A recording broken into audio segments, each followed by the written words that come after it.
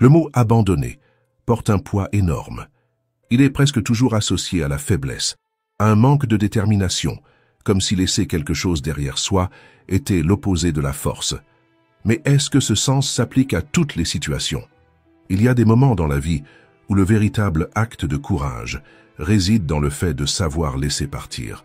Rester dans un environnement qui vous étouffe, dans une amitié qui ne respecte pas vos limites, ou dans un travail stagnant n'est pas de la force, c'est de l'épuisement. Pensez à une ancre. Elle est utile lorsqu'elle maintient le bateau en sécurité, mais que se passe-t-il si elle vous empêche de naviguer vers des eaux plus tranquilles? S'accrocher fermement à quelque chose qui ne fait que peser peut être la raison pour laquelle vous n'arrivez pas à avancer. Combien de fois êtes-vous resté dans des situations parce que abandonner semblait un échec? Peut-être vous êtes-vous convaincu que les choses allaient s'améliorer, que ce n'était qu'une phase ou que vous deviez faire plus d'efforts. Mais la vérité, c'est que certaines batailles ne sont pas faites pour être gagnées. Elles existent pour nous enseigner quand arrêter de lutter.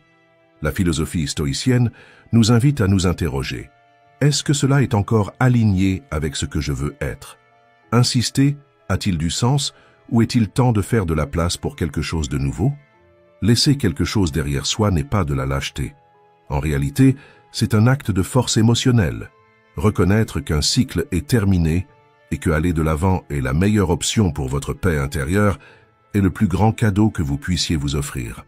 C'est pourquoi, lorsque vous êtes confronté à ce dilemme, demandez-vous, suis-je attaché à cela par peur de changer ou par un véritable objectif? La réponse pourrait vous surprendre. Et rappelez-vous, chaque choix que nous faisons, que ce soit partir ou rester, façonne ce que nous sommes.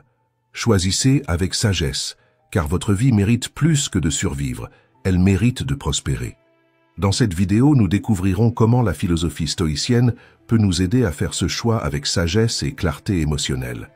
Et avant de commencer, si nos réflexions résonnent en vous, je vous invite à vous abonner à la chaîne, à laisser un like et à activer les notifications. Les difficultés de laisser partir. Souvent, abandonner quelque chose ou quelqu'un semble être un acte de faiblesse. Mais si l'on regarde de plus près, on se rend compte que ceux qui nous critiquent le plus pour partir sont, la plupart du temps, ceux qui dépendent le plus de notre présence. Cette critique ne reflète pas notre décision, mais l'impact qu'elle a sur eux. Lorsque vous décidez de partir, vous brisez un cycle. Vous retirez le pouvoir que l'autre avait sur votre vie. Choisir de s'éloigner n'est pas un acte d'abandon, c'est une affirmation de force. C'est dire « Je ne suis pas défini par ce que je reçois ici, mais par ce que je peux construire au-delà de cela. » Cependant, ce moment de décision est chargé d'un poids émotionnel. Ce n'est pas facile de se détacher, même lorsque nous savons que ce à quoi nous nous accrochons ne nous sert plus. Mais pourquoi est-il si difficile de laisser partir? La raison réside dans l'attachement. L'attachement n'est pas seulement une connexion superficielle, c'est une toile profonde d'attentes, de rêves et de souvenirs que nous tissons autour de quelque chose ou de quelqu'un. Parfois, nous ne nous attachons pas à la réalité, mais à l'idée de ce que les choses pourraient être. Cet attachement peut être si puissant que, même en sachant qu'il est temps de partir, nous hésitons. Prenez un exemple simple. Vous rêvez d'une voiture spécifique. Ce n'est pas juste une voiture. Elle symbolise la liberté, le statut, le confort. Vous passez des mois à chercher, à imaginer à quoi cela ressemblerait d'avoir cette voiture, comment elle transformerait votre vie. Avant même d'avoir les clés en main, vous êtes déjà émotionnellement engagé. Maintenant, imaginez-vous arriver chez le concessionnaire et vous rendre compte que la voiture n'est pas aussi parfaite que vous l'imaginiez. Elle a des défauts. Mais au lieu de réévaluer, vous ignorez les défauts, acceptez un prix trop élevé, tout cela pour ne pas renoncer à ce que vous avez tant désiré. C'est le pouvoir de l'attachement. Il nous lie à des choses qui ne valent pas toujours le prix émotionnel que nous payons. Mais cela ne se limite pas aux objets. Nous nous attachons aux personnes, aux situations et même au passé. Parfois, nous n'arrivons pas à partir parce que nous sommes encore attachés à l'idée de ce que quelque chose a été ou aurait pu être. C'est comme porter une valise lourde lors d'un long voyage. Nous savons que nous devons laisser des choses derrière nous, mais nous redoutons le vide que cela pourrait créer. Le stoïcisme nous enseigne que l'attachement n'est pas une question d'amour ou de valeur, c'est une question de perspective. Lorsque nous nous attachons, nous abandonnons le contrôle de nos décisions. Nous permettons que la peur du vide ou de la perte nous paralyse. Cependant, se détacher n'est pas perdre. C'est un acte de courage. C'est dire « je me valorise suffisamment pour lâcher ce qui me retient ». Lorsque vous choisissez de laisser partir, il ne s'agit pas de ce que vous abandonnez, mais de l'espace que vous créez pour recevoir quelque chose de nouveau. Oui, le vide peut être effrayant, mais il est aussi le sol fertile où quelque chose de nouveau peut croître.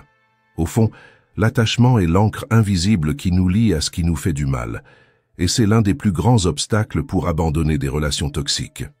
Lorsqu'un ami, un partenaire d'affaires ou un conjoint nous traite mal, ce n'est pas seulement le lien émotionnel qui nous garde attachés, mais aussi ce que cette personne représente dans nos vies. La stabilité, la sécurité, ou même le faux espoir que tout va s'améliorer. Cet attachement prend des racines profondes, obscurcissant notre vision. S'éloigner de ces personnes ne signifie pas seulement perdre la relation, mais aussi renoncer à ce que nous pensions qu'elle nous offrait, que ce soit confort, soutien ou une idée idéalisée d'appartenance. Il en va de même pour les dépendances et les habitudes nuisibles. Arrêter de fumer, par exemple, ce n'est pas seulement abandonner quelque chose qui nuit à la santé, c'est aussi perdre ce que cela représente, une soupape de décompression pour l'anxiété, une illusion de contrôle dans des situations apparemment incontrôlables. Ce n'est pas seulement la cigarette que nous laissons derrière nous, mais aussi le rituel qui nous donne une fausse sensation de soulagement, qui nous procure de petites doses de stimulation pour continuer. Peut-être qu'une mauvaise habitude que vous répétez tous les jours est votre justification pour ne pas affronter vos responsabilités. Peut-être que ce modèle représente un bouclier contre le poids du changement. C'est pour cela que, lorsque nous essayons de nous débarrasser de quelque chose de nuisible, le véritable défi n'est pas ce que nous laissons derrière, mais ce que nous croyons perdre. Et c'est là qu'une question cruciale se pose. Qu'est-ce qui vaut plus la peine de conserver? Le confort de ce qui nous retient ou la liberté qui nous attend au-delà de cela? Dans ce scénario, la peur de l'inconnu devient le grand gardien de la zone de confort. Et avec elle, nous arrivons à un autre facteur qui complique l'acte de partir, la peur de l'inconnu. Cette peur est un ennemi silencieux qui nous maintient accrochés à ce que nous connaissons. Même si cela nous fait du mal, elle murmure des questions pleines de doutes. Qu'est-ce qui m'attend dehors? Est-ce que ce sera mieux ou pire? Il est plus facile de tolérer un emploi que nous détestons que d'affronter les incertitudes liées à la recherche de quelque chose de nouveau. Rester dans une relation toxique malgré la douleur semble moins effrayant que d'imaginer la vie sans elle. Ou pire encore, s'imaginer recommencer le processus d'une nouvelle relation, tout à zéro. Même quelque chose d'aussi simple que d'abandonner le sucre suscite des interrogations. Qu'adviendra-t-il de mon plaisir quotidien? Où vais-je trouver un autre confort rapide maintenant? Cette peur nous retient, comme si nous étions au bord d'un précipice, regardant dans le vide. Nous faisons face à l'inconnu et nous ne pouvons imaginer que des chutes, jamais des envols. C'est pourquoi, bien souvent, nous préférons la souffrance connue à l'incertitude. Nous restons paralysés, désirant un changement, mais incapables de faire le premier pas. Et c'est à ce moment-là que la zone de confort se révèle être un piège, bloquant nos rêves et notre potentiel. Ce qui nous aide à briser ce cycle, c'est de faire un saut de foi et de faire face à l'inconnu. Parce que changer exige du courage. Mettre fin à une relation, quitter un emploi ou rompre avec une habitude nuisible n'est pas facile, car cela nous oblige à faire face à l'inconnu. C'est un saut de foi. Et, oui, cela peut être effrayant. Mais il est important de se rappeler que l'inconnu n'est pas seulement un lieu de risque. C'est aussi un territoire rempli de possibilités. Imaginez ce qui pourrait se passer lorsque vous laissez enfin derrière ce qui ne vous sert plus. Imaginez la liberté de ne pas dépendre de quelque chose ou de quelqu'un qui vous retient. Imaginez la paix d'être dans un espace où vos choix vous appartiennent et où personne d'autre n'a de pouvoir sur eux. La peur nous fait croire que nous sommes au bord du gouffre, que tout pourrait empirer ou être encore plus catastrophique. Mais souvent, lorsque nous sautons, nous réalisons que nous étions simplement face à un nouveau chemin. Un chemin qui ne se révèle que lorsque nous avons le courage d'avancer vers le nouveau. C'est pourquoi, demandez-vous, qu'est-ce que je tiens qui ne me sert plus? Peut-être que le simple acte de lâcher prise est le début de la vie que vous avez toujours voulu. Un autre motif pour lequel nous avons du mal à sortir des situations mauvaises, le déni du problème. Parfois, le plus grand obstacle pour sortir d'une mauvaise situation est notre refus d'admettre qu'il y a un problème. Nous sommes tellement pris par la routine, tellement habitués à ce qui nous entoure, que nous ignorons les signaux d'alerte. Nous négligeons les fissures jusqu'à ce qu'elles deviennent impossibles à cacher. Ce type de déni peut sembler être une forme de protection, mais en réalité, c'est un auto-engouement. Nous préférons croire que tout va bien, que les problèmes se résoudront d'eux-mêmes, car faire face à la réalité exige du courage. Cependant, ignorer le problème ne fait pas disparaître celui-ci. Cela nous rend simplement plus vulnérables et nous laisse dans des situations encore pires. Ce comportement ressemble à la fameuse « syndrome du crapaud bouilli ». Si vous placez un crapaud dans une casserole d'eau froide et augmentez la température progressivement, il ne percevra pas le danger. Le crapaud s'adapte, il ajuste ses limites au changement jusqu'à ce que l'eau devienne si chaude qu'il ne puisse plus réagir, et il meurt. En revanche, si vous jetez le même crapaud directement dans de l'eau bouillante, il réagira instantanément. Il peut même se blesser en sautant pour sortir, mais il survivra. Ce qui nuit réellement au crapaud dans la première situation, ce n'est pas l'eau chaude en elle-même, mais son incapacité à reconnaître le moment où il faut agir. Il ajuste tellement ses limites au changement progressif qu'il ne s'en aperçoit qu'une fois qu'il est trop tard. Nous agissons de la même manière. Nous acceptons de petits inconforts, ignorons les signes que quelque chose ne va pas, nous ajustant à ce qui devrait être inacceptable. Nous trouvons des excuses. Ce n'est qu'une phase. Ça s'améliorera avec le temps. Je ne peux pas être trop exigeant ou je peux encore supporter un peu plus. Et pendant ce temps, le problème grandit et nous retient encore plus. Il est essentiel de reconnaître les signes que nous sommes dans une situation qui ne nous sert pas. Plus nous agissons tôt, plus nous aurons de chances d'en sortir avec force mentale et dignité. Nous ne pouvons pas attendre que l'inconfort devienne une douleur insupportable pour réagir. Le moment d'agir n'est pas quand nous sommes déjà en train de suffoquer, c'est avant cela. C'est lorsque nous percevons les premiers changements qui nous nuisent. Admettre que quelque chose ne va pas n'est pas de la faiblesse. C'est le premier pas pour reprendre le contrôle. Alors demandez-vous, suis-je en train de m'adapter à une situation qui devrait changer? Est-ce que j'attends que cela devienne insupportable pour réagir enfin? Comme le crapaud, peut-être qu'il est temps de sauter avant qu'il ne soit trop tard. Mais comment décider quand il est temps de partir? Le philosophe stoïcien Épictète nous offre une perspective simple mais puissante pour nous aider à prendre cette décision. Il compare les situations difficiles à une maison pleine de fumée. Si la fumée est légère et qu'il est possible de ventiler, il n'y a aucune raison de partir. Mais si la fumée devient insupportable, affectant votre santé et votre bien-être, la seule option raisonnable est de quitter la maison. Cette métaphore, bien que claire, soulève souvent une question. Qu'est-ce qui constitue trop de fumée? Dans des situations extrêmes, comme les abus physiques ou émotionnels, les signes qu'il faut partir sont évidents. Mais qu'en est-il lorsque la vie nous présente des circonstances moins claires? Que faire lorsque la fumée est subtile, mais constante, nous aveuglant lentement? Dans ces situations, le plus grand défi n'est pas seulement de reconnaître le problème, mais aussi de surmonter le brouillard de doute qu'il crée.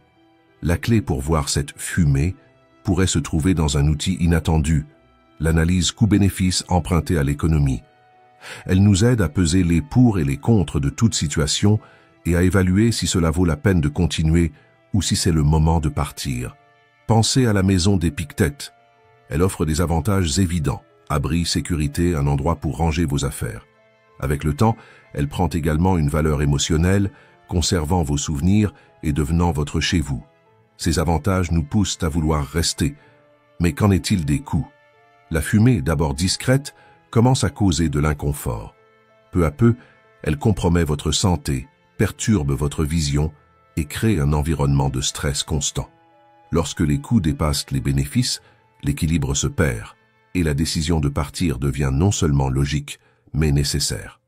Cette métaphore s'applique à presque tous les domaines de la vie. Dans une relation, les bénéfices peuvent inclure l'amour, le soutien et la connexion. Mais si les coûts, tels que le manque de respect, les conflits constants ou la manipulation émotionnelle, commencent à peser davantage, peut-être vivez-vous dans un environnement enfumé. Au travail, les bénéfices peuvent inclure un bon salaire, des opportunités de croissance et de stabilité. Cependant, si le coût émotionnel d'un patron toxique ou d'un environnement qui nuit à votre santé mentale est trop élevé, il est temps de réévaluer. Ce qui rend cette analyse puissante, c'est qu'elle nous permet de sortir du domaine émotionnel et d'examiner la situation avec clarté. Il ne s'agit pas seulement d'abandonner ce qui nous dérange, mais de comprendre que rester dans un environnement toxique peut nous voler l'énergie que nous pourrions utiliser pour créer quelque chose de nouveau. Reconnaître la fumée est un acte de courage. Ce n'est pas de la faiblesse, mais de la sagesse. C'est savoir qu'en choisissant de partir, vous faites de la place pour quelque chose de meilleur. C'est se libérer de la brume et retrouver le chemin avec clarté. Combien de fois nous sommes-nous retrouvés piégés dans des situations qui ne nous font clairement pas de bien, tout en sachant au fond de nous-mêmes que nous devrions partir. Les problèmes ont dépassé les bénéfices depuis longtemps. Alors pourquoi restons-nous? Pourquoi insistons-nous pour rester dans quelque chose qui nous épuise plus qu'il ne nous renforce? Une explication puissante vient de l'idée des coûts irrécupérables. Il s'agit de tout ce que nous avons déjà investi dans quelque chose, temps, effort, argent ou investissement émotionnel, et qui, même sans possibilité de récupération, pèse encore dans nos décisions. C'est comme si nous essayions de justifier le passé en sacrifiant notre présent. Un exemple courant et émotionnellement chargé est le mariage. Nous passons des années aux côtés de quelqu'un, construisant des rêves, partageant des moments et inévitablement investissant une partie de nous-mêmes dans cette relation. Tant que vous insistez pour respirer de la fumée, il peut y avoir à quelques pas un espace avec de l'air frais, de la légèreté et la possibilité de respirer sans effort. De nouvelles opportunités, des relations authentiques et une chance de vous reconnecter avec qui vous êtes vraiment peuvent vous attendre. En nous accrochant à ce que nous connaissons, nous ignorons souvent les possibilités qui pourraient transformer nos vies. Il y a une sécurité illusoire dans ce qui est familier, même lorsque cela nous blesse ou nous limite. Cependant, le coût de ne pas partir, de ne pas abandonner ce qui nous étouffe, peut être dévastateur, un prix que nous ne réalisons souvent que lorsqu'il est trop tard. Il est facile de se concentrer sur ce que nous pourrions perdre en laissant quelque chose derrière nous. Après tout, il est dans la nature humaine de valoriser ce qui est tangible, ce que nous avons déjà acquis, même si cela n'a plus de sens pour nous. Mais la véritable question que nous devons nous poser est « Que suis-je en train de perdre en restant là où je suis ?» Cette réflexion demande du courage, car elle nous oblige à affronter les parties de nous-mêmes que nous avons négligées, les rêves que nous avons enterrés, l'énergie que nous avons épuisée et la vitalité que nous avons sacrifiée en échange d'une stabilité qui, au fond, est fragile. Pensez à un emploi toxique. Rester dans cet emploi peut sembler un choix raisonnable, surtout à cause des avantages, de la stabilité ou de la peur de l'inconnu. Cependant, chaque jour passé dans cet environnement peut drainer votre énergie, affaiblir votre confiance en vous et étouffer votre capacité à grandir. Démissionner n'est pas simplement abandonner un salaire, c'est l'opportunité de récupérer votre dignité, de redécouvrir votre but et de vous permettre d'explorer de nouveaux horizons où votre travail sera source d'accomplissement et non d'épuisement. De même, quitter une relation sans amour n'est pas seulement abandonner les années que vous avez investies, c'est reconnaître que la qualité de votre avenir ne doit pas être déterminée par le poids de votre passé. Choisir de partir, c'est ouvrir de l'espace pour une vie où vous pouvez aimer et être aimé de manière authentique, sans concession qui dilue qui vous êtes vraiment. Lorsque nous pensons à abandonner une habitude nuisible comme la cigarette, l'attention se porte généralement sur ce que nous perdons, la sensation de soulagement immédiat ou le confort de la routine. Mais, en réalité, arrêter de fumer, c'est regagner l'autonomie sur votre corps et votre esprit. C'est un acte d'amour-propre, une chance d'affronter le stress et l'anxiété de manière plus saine en vous renforçant à chaque petite victoire dans ce processus. Mettre fin à un projet qui n'a plus de sens n'est pas simplement accepter la défaite. C'est une démonstration de sagesse et de maturité.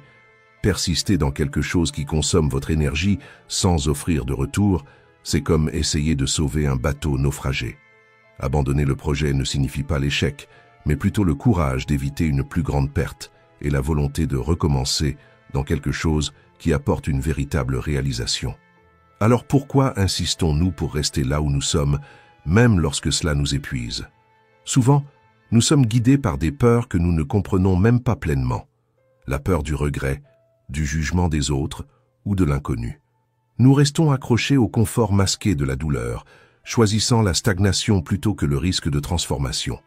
Cependant, dans le silence de nos nuits, nous savons que ce choix nous épuise lentement. Le stoïcisme offre un chemin pour éclaircir cette confusion. Il nous enseigne à regarder nos émotions et nos peurs avec logique et discernement, apportant une vision plus claire de ce qui compte vraiment. En pratiquant la philosophie stoïcienne, nous apprenons à nous interroger honnêtement. Ce que je tiens maintenant vaut-il ce que je perds? Cette simple question peut transformer notre perspective, nous aidant à lâcher ce qui ne nous sert plus, afin de faire de la place pour ce qui compte réellement. Se permettre de partir, d'abandonner ou de clore quelque chose est un acte de courage et d'amour propre. C'est une invitation à laisser derrière le poids du passé et à marcher vers un futur plus léger et authentique. Après tout, la véritable liberté ne réside pas dans l'évitement du changement, mais dans le choix conscient de ce que nous voulons vraiment porter dans notre voyage. Prendre de bonnes décisions exige plus que du courage. Cela exige de la compréhension. Nous devons comprendre pourquoi il est si difficile de laisser partir. Souvent, nous sommes prisonniers d'attachements invisibles que nous avons créés au fil du temps. Ces liens, bien qu'ils soient infamiliers, nous limitent souvent et nous empêchent de voir ce qui compte vraiment. En plongeant dans la sagesse des stoïciens, nous apprenons à identifier ces chaînes et à construire la clarté nécessaire pour remettre en question ce qui mérite d'être conservé. Après tout, partir ne signifie pas perdre, cela signifie souvent commencer à vivre réellement. Le concept de coup d'opportunité est essentiel ici. Lorsque nous décidons de laisser quelque chose derrière nous, nous ne faisons pas simplement une renonciation à quelque chose de connu, nous faisons de la place pour ce qui n'existe pas encore, pour ce qui peut éclore. Cela exige plus qu'un simple choix, cela exige que nous comprenions qu'en disant non à ce qui nous limite, nous disons oui à quelque chose de plus grand, même si nous ne pouvons pas encore visualiser avec précision ce que cela signifie. Laisser partir n'est pas un saut dans le vide, mais un pas vers l'inconnu. C'est dans le territoire de l'incertain que résident les plus grandes possibilités. Pourtant, la peur tente souvent de nous convaincre que lâcher prise signifie tout perdre. Mais la vérité, c'est que chaque départ porte en lui l'embryon d'un nouveau commencement, une opportunité de transformer non seulement nos circonstances, mais aussi nous-mêmes. La difficulté de renoncer est profondément enracinée dans l'attachement. Nous ne nous accrochons pas seulement à ce que nous avons, mais à l'illusion de sécurité que cela représente. C'est comme tenir une corde qui nous coupe les mains. Aussi douloureux que cela soit, la peur de lâcher semble plus grande que la douleur de continuer à tenir. Mais le stoïcisme nous rappelle une vérité simple. En nous accrochant à ce qui nous fait du mal, nous sacrifions quelque chose de bien plus précieux, notre futur, notre liberté, notre paix. Alan Watts disait qu'aucune vie significative ne peut être vécue sans risque. Le coup d'opportunité nous enseigne que chaque choix a un prix. Rester dans des situations qui nous épuisent, que ce soit dans des amitiés toxiques, des emplois stagnants ou des habitudes autodestructrices, c'est renoncer à tout ce que nous pourrions être. C'est échanger un univers de possibilités contre une fausse sensation de stabilité. Mais le prix de l'inertie est souvent plus élevé que celui du changement. Le monde est trop vaste pour respirer le même air contaminé. Accepter d'être moins que ce que nous pouvons être est un gâchis de la vie qui nous a été donnée. Chaque pas que nous faisons pour sortir d'environnements toxiques ou de situations limitantes est un acte de foi. Foi qu'il y a quelque chose de mieux qui nous attend, même si nous ne pouvons pas encore le voir clairement. Cette foi est un carburant puissant, capable de nous conduire vers des horizons plus vastes et lumineux. La peur de se détacher est naturelle. Il fait partie de l'expérience humaine de confondre ce qui nous est familier avec notre identité. Mais nous devons nous rappeler que nous ne partons pas les mains vides. Nous emportons avec nous les leçons, la force et les souvenirs que nous avons accumulés en surmontant les défis. Ce sont ces ressources qui nous permettront de construire une nouvelle vie, un nouveau chemin, où nous ne serons plus étouffés par la fumée du passé. Partir n'est pas la fin. C'est la chance de recommencer, de planter de nouvelles graines et de respirer un air plus pur. Chaque départ est en réalité une invitation à la transformation, et c'est la véritable essence de la vie. Et si vous êtes arrivé jusqu'ici, commentez, Courage stoïque. Merci d'avoir regardé.